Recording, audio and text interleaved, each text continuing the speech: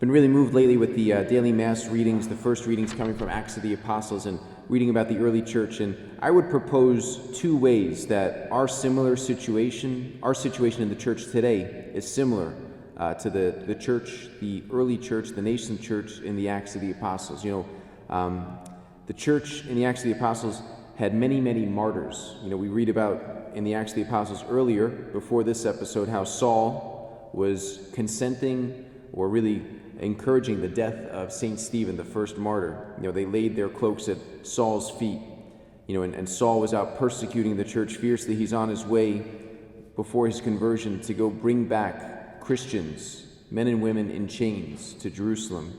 And today in our own day and age, we have more martyrs in the 21st century, the 20th century, than there ever were in the early church in Rome. We think about all the martyrs that are witnessing to the faith, even by shedding their blood in the Middle East, in China, in Africa, and other parts throughout the world. How there's so many martyrs today, and they may not make the headlines in the mainstream news outlets, but there's more martyrs today than there were in the early church, in the early centuries.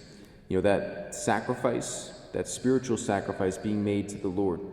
And the early church, they're such a small minority, and the church today in so many ways is getting smaller and smaller. We read even about institutions closing. We read about our own diocese that's gone bankrupt the last few months.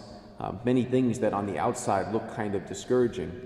But I would also propose that there's probably never been a time before in church history when the Catholic lay faithful, those who remain, are more committed, know their faith more, that there's a more educated Catholic lay faithful than probably at any other time in church history. Think about the early church, and even up to a few centuries ago, how many people, including lay people, were even illiterate, couldn't even read or write. That's why you see so much beautiful art and beautiful old churches and cathedrals. That was the way the faith was taught.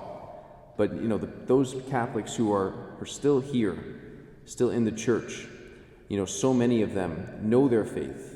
They know their faith and they love their faith and they're committed to their faith, those that remain.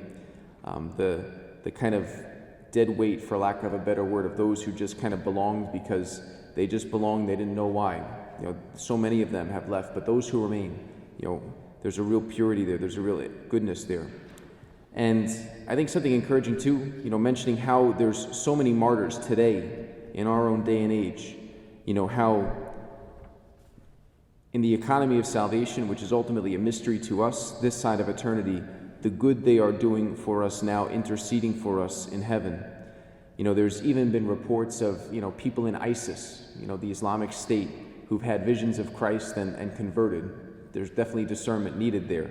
But I've heard more than one report of that. Again, discernment needed. But kind of that St. Paul economic salvation economy going on right there, I would not be surprised at all. But we pray for that grace that in those discouraging moments when we find ourselves kind of questioning why are we still Catholic or why are we still coming, I think to kind of look at the encouraging signs on top of just the things that look discouraging. Those who witness to their faith even by shedding their blood here and now, those that do remain, the purity of their faith and the strength of their faith and the depth of their faith.